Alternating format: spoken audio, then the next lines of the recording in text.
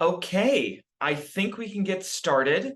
Welcome, everyone. Thank you so much for logging on to this webinar. My name is Zachary Nelson. I'm the Program Director for Global Cleveland.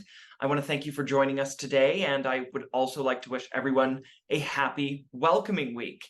I want to thank you all for attending this fourth and final session of 2023's Global Employer Series through Global Cleveland. The Global Employer Series provides resources on how to successfully engage global talent and fill workforce needs, drive business growth and productivity, and contribute to the economic growth across our region. I would also like to thank our generous Global Employer Series sponsors, SwageLock, Team Neo, the Northeast Ohio region, Jobs Ohio, Alpha Micron, Brown Immigration Law, Clockwork 9, Cleveland State University, the Greater Cleveland Partnership, Medical Mutual, Margaret Wong and Associates, the City of Cleveland, and Cuyahoga County. We would also like to thank our sponsors for Welcoming Week, the K&D Group, the City of Cleveland Heights, the Cleveland Water Department, the Cleveland Cavaliers, the United Church of Christ, the June Aid Foundation, and Kaplan Trucking Company. At the end of this session, and after our conversation with our current global entrepreneur in residence, Aaron George, we will take some questions from the Q&A. I'd like to introduce the host of today's Global Employer Series, Supriya Tamang. The Global Cleveland staff is lucky to work alongside Supriya, who serves as our program training and development manager. Originally from Nepal, Supriya has lived in Cleveland for 7 years now. Supriya holds a bachelor's degree in finance from the Kathmandu College of Management and 2 master's degrees. She earned her Master's of Arts in International Relations and Affairs and her Master's of Science in Urban Studies from Cleveland State University. She also holds a certificate in Urban Economic Development. Supriya is also a graduate of the Political Literacy for Women in Nepal program and a winner of the 2023 Generation Next Award as the Young Professional of the Year for her work in the nonprofit space in Cleveland. Supriya is a true example, and I say this completely honestly, of how we strengthen our city by welcoming our world. We welcomed her, and she strengthens us. Supriya first got involved at Global Cleveland in 2018 under an internship and has since led by example. She has been the cornerstone to many Global Cleveland programs like Global Rising, our leadership program for international newcomers in Northeast Ohio, which is now in its 4th cohort. She has also been a fundamental force behind our Global Entrepreneur in Residence program, the details of which will be shared in this seminar. Please welcome Supriya Tamang. Supriya, thank you. Thank you so much, Zachary. That was an intense introduction, but thank you so much. I really appreciate that. Hi, everyone. Thank you so much for joining. And today I have some information about the Global Entrepreneur in Residence program and how it works. And after all of that, we'll have a little conversation with our current GEIR, Aaron George. So to go with that, I will start with my presentation. I hope you all can see the screen. Yes, so this is Aaron George in the picture. He's our current GEIR. To go start before that, I want to talk a little bit about Global Cleveland, what we do. We are a nonprofit organization dedicated to growing Northeast Ohio's economy by welcoming and connecting international people to opportunities and fostering a more inviting community for those seeking a place to call a home. So we have been working since it's our 12th year now. We've been as an organization helping international newcomers. We have different programs and activities that we do throughout the year to welcome all the international newcomers. Our vision and goals: transforming Cleveland into an international hub of innovation, embrace and cultivate a culture of inclusion and shared prosperity, set the table for internationalization and economic growth. So this is our vision, and you'll understand why I've kept it here, to understand how the GEIR fulfills our vision through the program. So to start with, setting the stage, international entrepreneurs. what we've seen in the past year is that immigrants are 2 times likely to form companies than American-born peers and have an outsized impact on the U.S. economy. And there are some other metrics here that we found in until today through Kaufman Foundation report in 2016 and 2019 that there are 43% of Fortune 500 firms founded by first or second generation immigrants are immigrants focused 25% of national high-tech firms and 52% of Silicon Valley high-tech firms from 1995 to 2015. And there are more examples of that, and few of them are like Uber, Venmo, Instagram, and Pinterest. So to elaborate on this, we see that there are examples of how immigrants have started company and provided or helped the economy of the U.S. Until now, and which is why we thought that this program would be good to bring into Cleveland and see how we can help the region grow in a big picture. So the challenges international entrepreneurs face, one would be lack of startup visa. So having said that, there is no dedicated path for entrepreneurship for the international entrepreneurs, and on top of that, there is complex immigration process. There are a lot of paperwork, a lot of policies, laws around that, and having immigration lawyer is so important for immigration founders. And this process also makes them, complicated process also does not really support them into becoming or starting a business in the US itself. Limited connection to entrepreneurial ecosystem and resources, coming here from a new place or country, trying to get into entrepreneurial space is a bit challenging and difficult. And we will learn this more from Aaron George later on through the conversation. And limited access to mentorship opportunities. I would say, there are very limited kinds of such programs that are available for mentorship opportunities, and limited access and lack of funding opportunities. There are, in terms of funding, the opportunities already are so less, and having access to those without any connection or network, without any knowing someone, understanding the process, how to access those becomes more challenging for our international entrepreneurs. So now I'll talk about what Global Entrepreneur in Residence program is and how it helps, or how it works, and how it helps the entrepreneurs, international entrepreneurs in general. So what does the program provide and what it is? So it's to let everyone get a little bit understanding. It's a pathway for foreign-born entrepreneurs to launch their companies here in the United States and for us in Northeast Ohio region. So what does GEIR provide for international entrepreneurs? I would say visa sponsorship, support in terms of mentorship, or any other technical support resources. It could be through university, it could be through connection to investors or anything, and other opportunities from going through the program into more longer visa pathway. I think that it opens up pathway from being a student or a non-citizen without any permanent residency to becoming an entrepreneur that starts a business.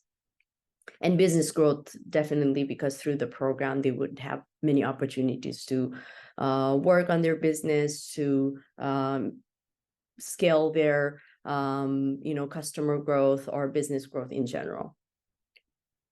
Right now, Global Cleveland has the community model in practice, and I will talk about different models later in the presentation. The community model looks like it's partnered with Cleveland State University and Case Western University. So what does this mean? That means we will get cap exempt ability for Global Cleveland, which means that Global Cleveland will be able to file cap exempt H-1Bs for entrepreneurs.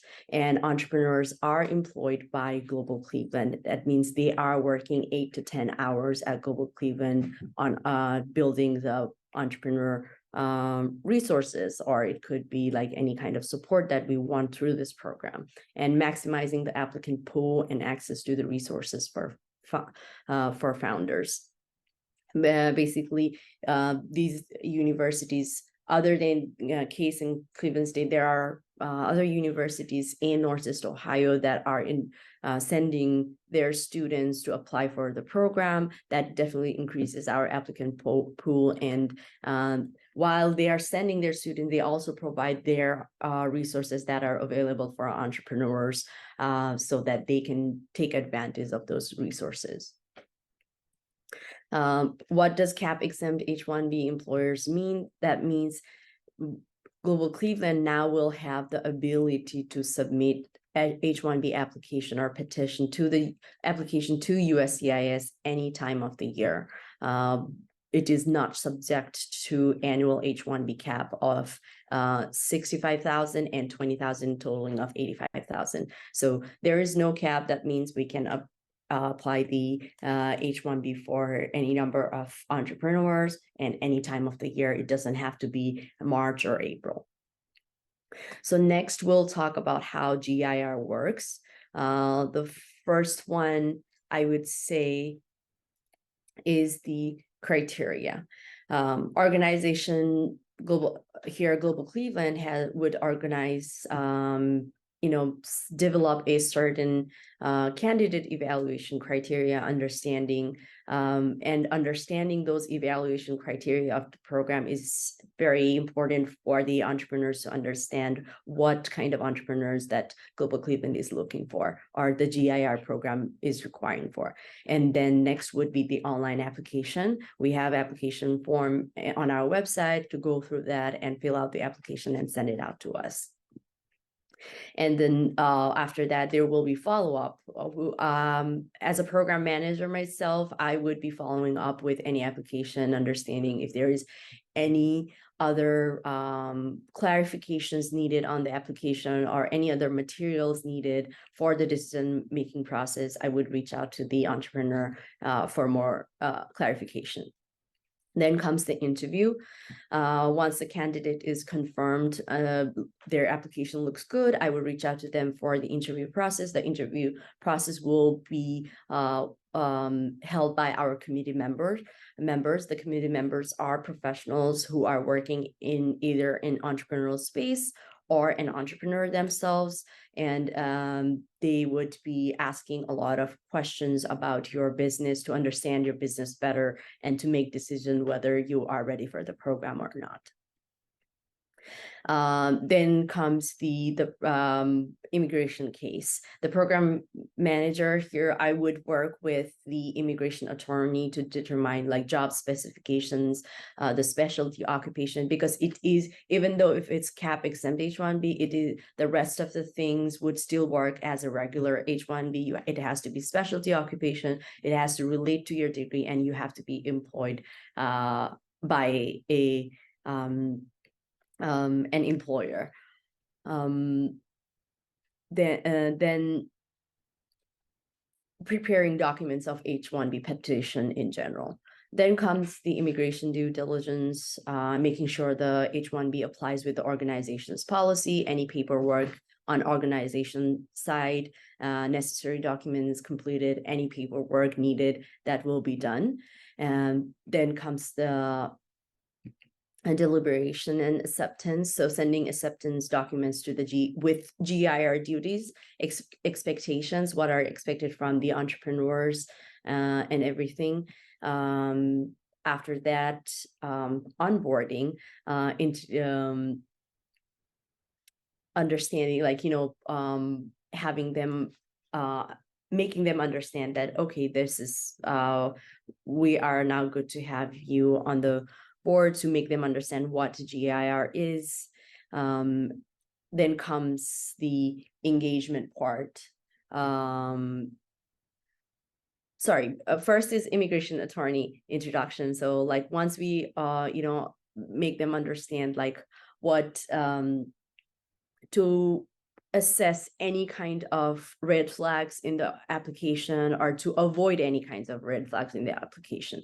So we would introduce the attorney with the entrepreneur themselves, like a 30-minute video, like call to if the H-1B case has viability or not, and then program what happens when the EIR person is graduating from the program, and what are the strategies, how to go about that and all.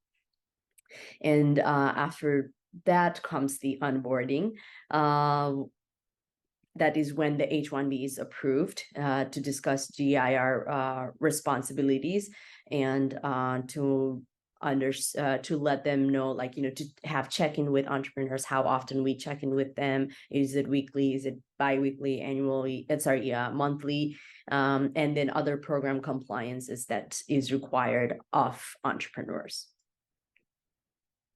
And next comes the engagement part. Now they are in the program. This is more crucial part. Now we introduce them to our resources, to universities, to what the universities can provide for the entrepreneur, what connecting them to investors, investor communities, and helping them in their process. Like, it could be networking with other entrepreneur resources, or helping them proceed to their graduation, basically. So in this process, I think it helps entrepreneurs to grow their business, their customer base, and also their profile, in order to move them to their graduation and the termination of the program. So understanding when the entrepreneurs expect to graduate, as the program is for 2 years, and exit interviews, termination paperwork, everything that's included in offboarding. So when you look at this, everything before the engagement, that would take, I would say, before the immigration case, that would take around 2 to 4 weeks with the program manager. And once it's applied, I would say that would take, if you're not doing a premium processing, that is an option. The premium processing would give you answer in 2 to 3 weeks, which is a very usual time for you to get response from USCIS. And if not using premium processing, it would take up to 3 months to get a response of your case. And there are some costs around this, but this was all incurred, paid by Global Cleveland. There's no any cost for entrepreneurs.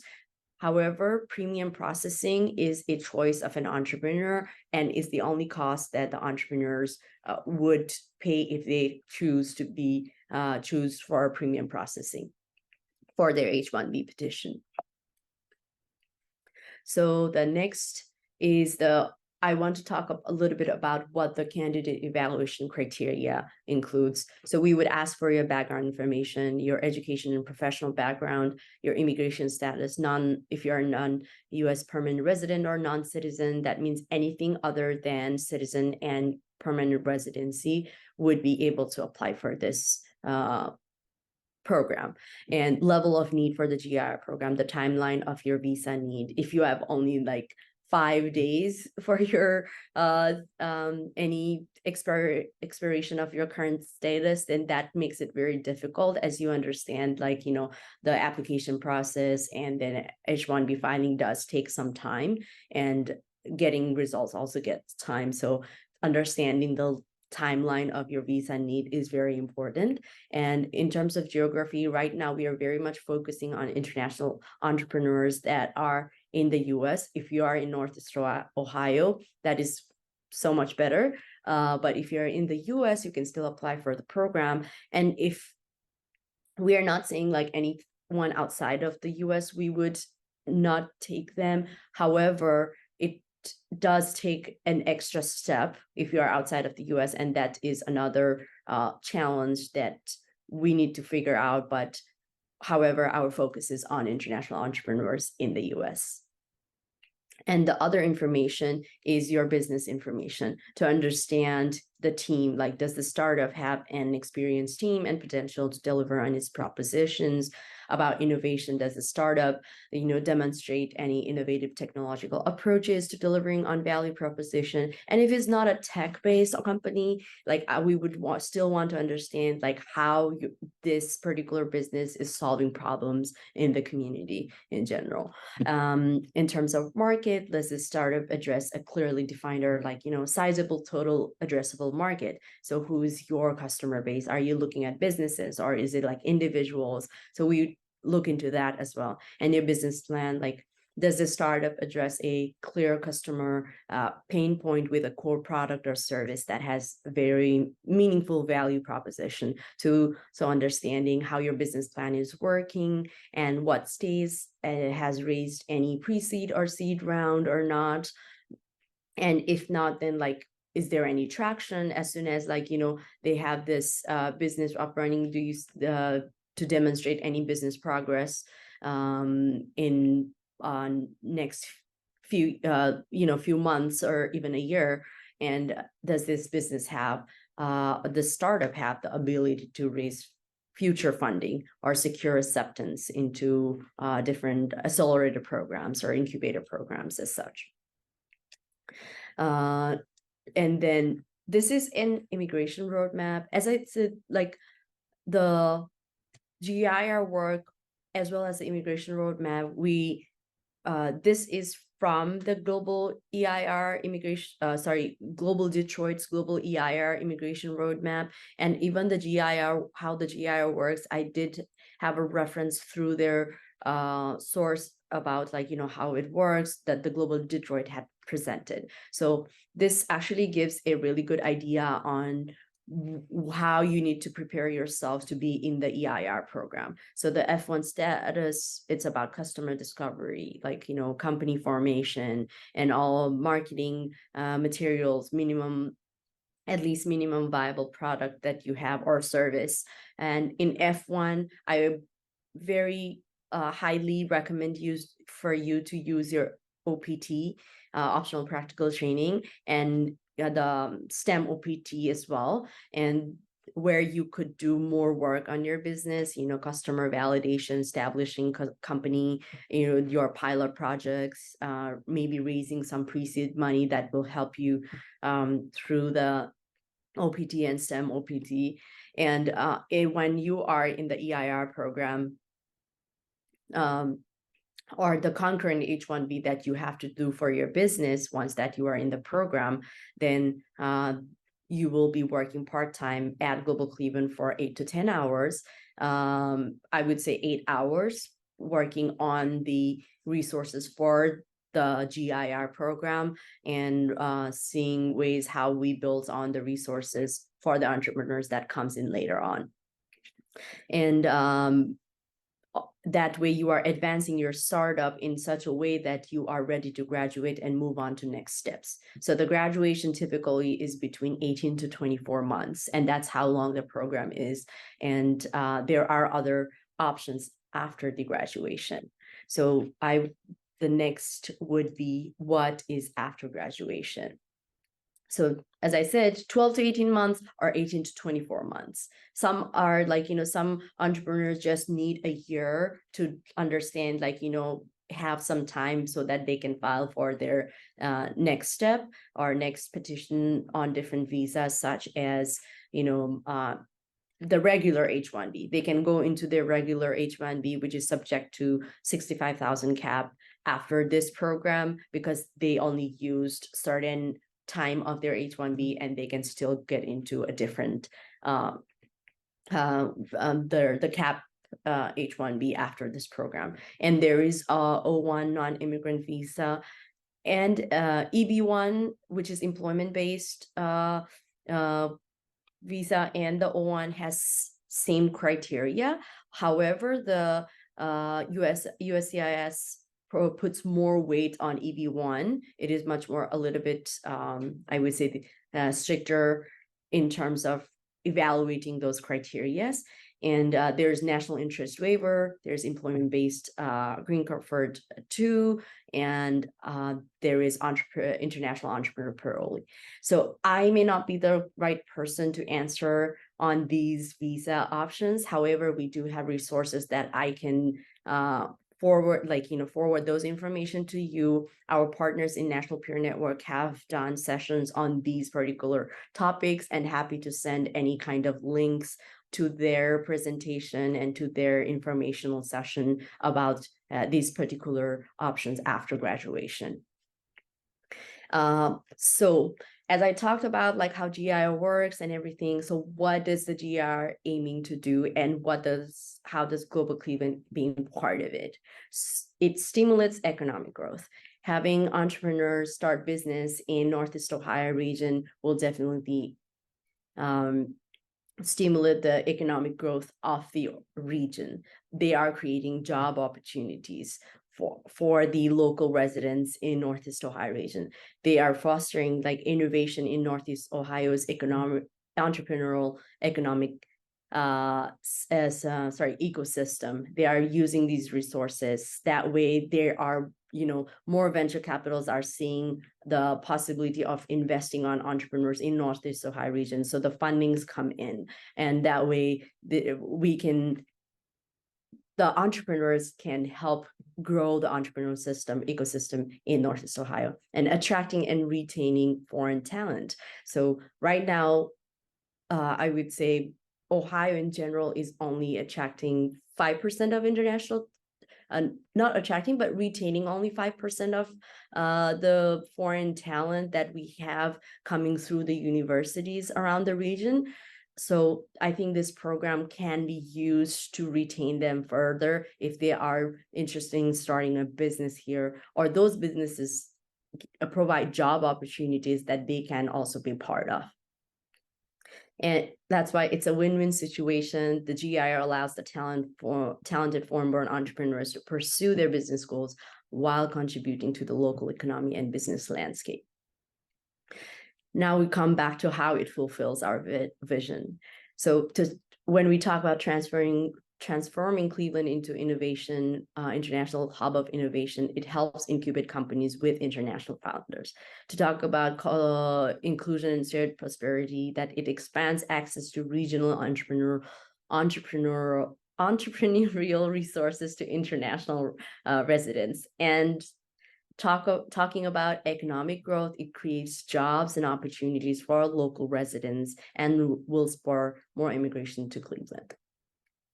Now we talk about different models. The UMass Boston model, which is the where the GEIR had started, and they have so far, I would say until 2022, I'm sure they have grown after that. 81 entrepreneurs they have supported so far, 100% of visa approval success rate. And then they moved on to EB-1, O-1, or cap subjected H-1Bs. Then there is EIR entrepreneurs, companies have created more than 2,500 jobs. Then 1.5 billion in venture capital raise. I'm sure the number is more now. So this is the UMass Boston model. It's a different model than Global Cleveland's because the university itself are housing the entrepreneurs and they are working at the university itself. And right now the entrepreneurs have to pay a certain amount to be in the program as well. And the next model is the Global Detroit model, which is also a sibling organization of Global Cleveland. And they have a buy model. For the UMass Boston, you can see that in 5-year total, they had 289 applicants and 66 accepted in 2019. And you can see that 2022, the numbers of applicants probably is much more higher. And since the 81 entrepreneurs were accepted. For Global Detroit, they have number of entrepreneurs, 8. They started in 2016 or 17. And so far they have 8 entrepreneurs. The success is 100% visa application. Venture capital raised more than $15 million. Jobs created, 49 jobs created from those 8 entrepreneurs and their companies. Why we are using community partner model in Cleveland is because we serve the entire region and can help founders permanently settle their company in Northeast Ohio. They have access to broader range of resources. There is a market gap in keeping in international students upon graduation. So this is a way that that can work for universities as well. Gap in startups by foreign nationals in Northeast Ohio. So we thought the community partner model would work better in Cleveland. Since Global Cleveland as a CAP exempt and a nonprofit affiliated with a research institution, there's less risk for the university or colleges. Recruitment, it can be used as a recruitment tool for universities. If they have entrepreneurship program at the university, then they can say that we are affiliated with Global Cleveland. We provide this particular program, and they can attract more international talents who are actually interested in starting their business in the US. And as I am the dedicated staff person to oversee the program, it becomes easier that we don't need anyone at the university to look at the program.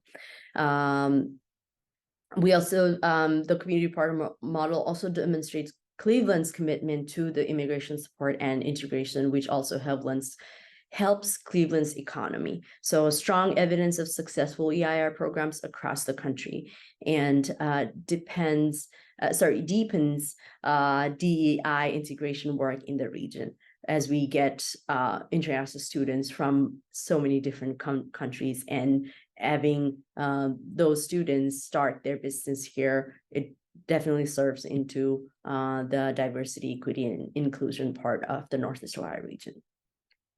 What is the vision for GEIR for Global Cleveland? As we say, like, we are looking to raise this $500,000 as a pilot for 3 years to support 10 founders. That is a big goal for us, like vision for us.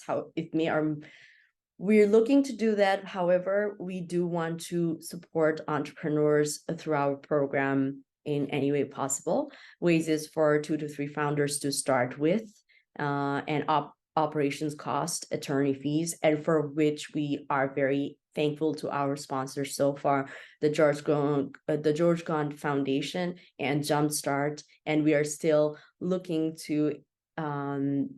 for other sponsors that are willing to help us in supporting our pilot program in the Northeast Ohio region. The short-term gains is local job creation, keeping more international students here, and companies being founded in Northeast Ohio region. And the long-term goals would be creating a widespread culture of entrepreneurship in Northeast Ohio, long-term population change, as we know that how the whole region and in Ohio, the population is declining. And I think this definitely helps in bringing in more talent into the region and retaining them. And that's why it's a win-win-win for the region, for Global Cleveland, and for the university partners. I would say win-win-win-win, because it's for the international entrepreneurs as well. So I want to talk about the National Peer Network members, how many places they are from. So we have many of them, like Global Detroit is one of the, I would say, who have had these meetings and convenings at different places for all the national peer networks so far. And these places have been represented in those convenings and meetings. In terms of types of organization, there are many types of that are involved in this: universities, economic development organization, attorneys, foundations, federations, innovation districts, tech resources, founders and startups, and alumni of the GEIR program, and many others as well. And how do we work with each other? We share resources about how the program is designed, roadmap for entrepreneurs, as I showed before, from F1 to graduating and moving on to different options. And then there are like marketing materials that we share with each other, legal resources, convening and meetings on a regular basis to get updates and help each other in advancing the program, and the webinars on information and resources for entrepreneurs. Now, having said talk about all of the, that I want to say, our application is open. Please apply for our Global Entrepreneur in Residence program and reach out to us so that we can answer any of your questions. Thank you so much for being in this presentation. Now, I would like to have a short conversation or like Q&A with our Global Entrepreneur in Residence, Aaron George. He first came from Dubai to US in 2015 to study civil engineering and business management at Case Western Reserve University.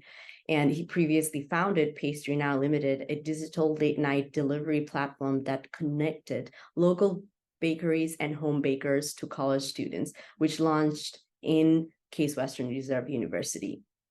Later expanded to CSU, Cleveland State University as well.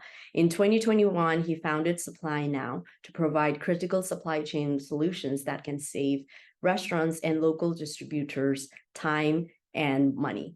He is the first Global Entrepreneur in Residence founder at Global Cleveland's GEIR program, which started in June 2022. And he was also in the Global Rising program, where his mentor was Chef Doug Katz.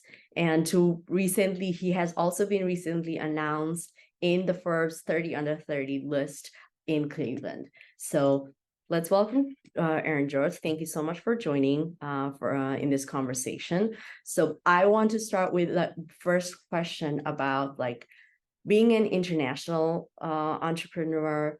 Like I talked about some of the challenges. Were the similar challenges you faced, or are there any other challenges that you want to talk about? Absolutely. And thank you so much for having me.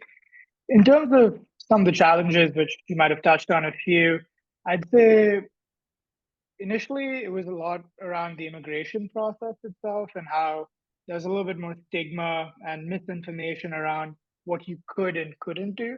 So for me, around the OPT, STEM OPT phase was when I started pushing the boundaries of what I could do with my business and how that supported me, particularly with my immigration journey. And beyond that, obviously with Global Cleveland coming into the picture, that got a lot more simplified.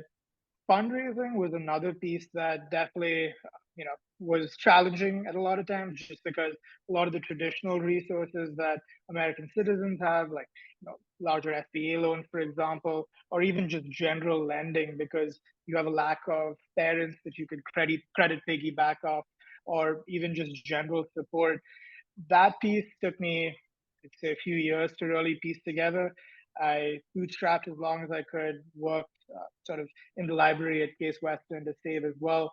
But then through my partnership with Global Cleveland, of course, we started getting in touch with a few other organizations like ECDI, where we started seeing some more support on the fundraising front, at least. And then venture capital firms as well. They were a little bit more hesitant to take a chance on an immigrant entrepreneur just because of the stability behind your visa process. So earlier on, especially pre-Global Cleveland, that was definitely a big challenge in itself to navigate through. Okay, yeah, I know like because of that, not having time, enough time, or like a secured visa pathway does also play into all of that. So I hope this program has worked in helped you in your way. So can you talk about, like, was it helpful to be in the program after for you and your business? Yeah.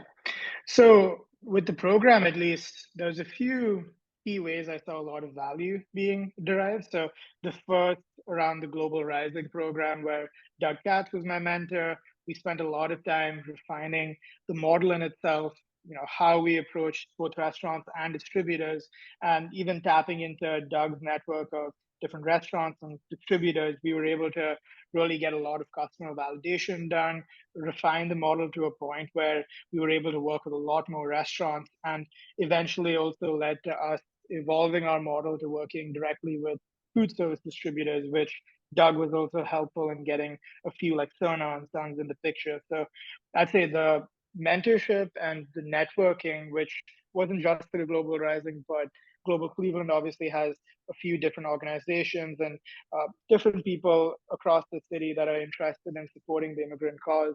So getting in touch with the network a little bit more in depth was very, very helpful, to say the least. And even with funding, trying to see some of the organizations we could work with, like ECDI, and having the credibility and obviously the marketing awareness behind what we were doing kind of all came in full circle to help along the way. Okay, thank you. It's really good to know that it has been helping you in, ways that we had expected that we could. So let's talk about, like, if for an international student, you are an international student and interested in starting a business in Cleveland. We did talk about a roadmap earlier. Do you think, like, when an international student learn about GEIR, how would you suggest them to prepare themselves if they want to start a business or to be in GEIR eventually? Yeah.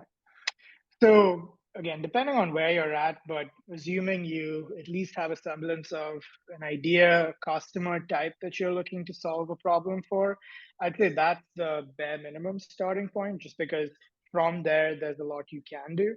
I'd say gearing up for the GEIR program, the biggest things, having revenue is obviously a huge plus, but if you don't have revenue and there's still steps until you get to that point, I suggest trying to, whether it's building a wait list in terms of your traction of people that are interested in sort of working with you or solving their problems the way that you've designed it to be, or even beyond that, if there are certain sort of customers you can start talking to, highlighting potential interest, or even in a little bit more of a capacity like pre-sales. Those are early indicators of traction, where if a customer is willing to put their money where their mouth is and actually pay or commit or show some sort of quantifiable interest, I think that is the biggest thing you can sort of get out of the way. Beyond that, and a byproduct of, is speaking to your customer a lot. So whether it's, so in my case, it was originally restaurants, which eventually evolved to distributors, but we're still solving problems for the end restaurants. Earlier on, especially if I was in a pre-GEIR phase, I would spend as much time as I can really honing in on what works and what doesn't for your product, and constantly iterating and improving on a weekly, monthly basis, where your idea isn't really sitting still. You're constantly evolving it based off of the needs that the customer has, just because you're playing a very interesting game here where you're competing against companies with a lot more funding than you. The biggest advantage you have is to move quicker and constantly be in touch and on boots on the ground with the customers that you're engaging with. Beyond that, I'd say fundraising wise, obviously try to save up as much as you can in terms of a bootstrapping perspective, but also try to get, narrow down a little bit more of a curated pipeline of investors, VC funds, or just general, even if it's loan funding options that you can narrow down that can help you along the way. That way you can roadmap out what are the short-term options you can get underway, and map out some of the options that eventually start turning on. Okay, yeah, that's good to know. So how there are like incubator programs and accelerator programs that help entrepreneurs to, grow their business. So how important it is for international entrepreneurs to be about in these programs? So for me personally, so we got into an accelerator recently, earlier in the year. It was called the Food Foundry program. It was an accelerator that was part of Gordon Food Services venture capital arm. So Gordon Food Services is the largest private food service distributor in the country. So for me, not only was there the accelerator component, but also the fact that it was so specialized to exactly what I was looking for, that really sort of paid its dividends in terms of what I got out of the program. Just because even leading up to it, I think we were 5 out of 350 plus startups selected. They did a 3-month extensive interview process where they validated the underarching thesis of what we were building with thousands of sales reps, restaurant owners across the country. And even through the course of the program, we were able to really break down, everything from the financial modeling, how to get better at it over time, and how to think about different things in a little bit more of an analytical way, versus even more granular details around the service and the product in itself, where through the program, we were able to evolve a feature set of an AI-enabled text line that can essentially help the restaurants and distributors with their customer service, order processing, and a lot of the low yield tasks that they do on a weekly basis. So there was a lot that I got from my accelerator, at least. I know there's a few others like Y Combinator, of course, Techstars that you can definitely look into. But it just really depends on the stage of the business. Not everyone needs it, but I definitely found it very helpful to at least get a little bit more structure and cadence around everything I was doing, and a little bit more visibility on what I was building towards, along with obviously the networking, the partnerships, and the funding associated. Okay, thank you. Thank you for that. Would you want to talk a little bit about your business? Sure. So Supply Now essentially provides tech-enabled services to food service distributors to solve a lot of their logistical or supply chain needs that their independent restaurants face. So what that means, we solve what is called just-in-time logistics needs. So think of it happens both on the distributor and the restaurant. For distributors, there's misfix, supply chain shortages, traditional once-a-week routes to certain areas where there's a lot of orders that slip through the cracks because of inefficiencies that the distributors currently don't have the bandwidth to actually do themselves. Versus on the restaurant end, we see whether it's inventory being miscalculated, having wastage, or even customer volatility, where if you're a small restaurant in a densely populated area, generally you need multiple orders a week for your routine food, paper, chemical supply needs, essentially. So what we do, we have a fleet of refrigerated non-CDL vans, trucks. Non-CDL is essentially under the 26,000 pound threshold. We have shopper drivers that are able to go directly to our distributors to solve these pain points. And we have tech-enabled services. So our AI-enabled text line that helps simplify a lot of the back and forth across the reps, the distributors, and the restaurants, as well as internal AI tools we use to improve the efficiency of our operations, to improve on the cost that it actually takes to solve these problems.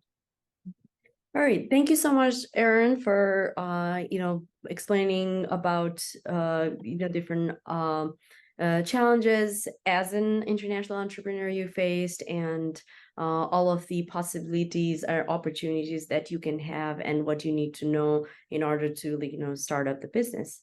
So I think that was a good explanation on as through your experience. And now that we've talked about the GEIR, if you have any questions, then please send us through Q&A, and we'd be happy to answer that. Thank you, Supriya, for that wonderful presentation. And everyone who is watching, just like Supriya just said, send your questions to the Q&A function at the bottom on Zoom. We do have one question so far, Supriya, and the first question is, could you please clarify Can any organization partner with a university to be able to pay for CAP-exempt H-1B, or does the organization need to be a 501c3? That's a great question. And I am going to say that to be CAP exempt employer for H-1B, as I have learned throughout the years, it has to be like four different, it has to be one of the following. So one is an institution of higher education. The second is employer is a nonprofit or any entity related to or affiliated with an institution of higher education. So it has to be a nonprofit for that. And then the third is a governmental research organization. It is a federal, state, or local entity. And the fourth is a nonprofit research organization that they are primarily engaged in basic research or applied research. So to answer that, it has to be a 501c3, C4, or C6 and B. So if any of the following is met, then that organization can affiliate with a higher education institution and become a CAP exempt employer. And if you would like to know, I would suggest to consult with a lawyer who has understanding of all these requirements. Wonderful. Thank you for that. I do not see any more questions at this time. If you have any questions in the next 30 seconds, please feel free to write them immediately. Now, if you have any questions pop up at a later time, please send us the question at info@globalcleveland.org, and we will answer that in writing or in a phone call. Thank you, Supriya, again for leading this wonderfully informative Cleveland Global Employer session. This is our fourth and final session for our Global Employer series. It was amazing the amount of information that you shared with us. And thank you, Aaron, our first global entrepreneur in residence. We appreciate all of your input to this conversation. Aaron is doing amazing work and he's giving people jobs in our region. He's, again, proof that if you offer the world things, they will come and build things here. So thank you guys so much for that. It was extremely informative. And for everyone watching, this is recorded and will be uploaded to our YouTube channel for everyone to watch. And if you have any questions, again, please reach out to us at info@globalcleveland.org or leave a comment on the video.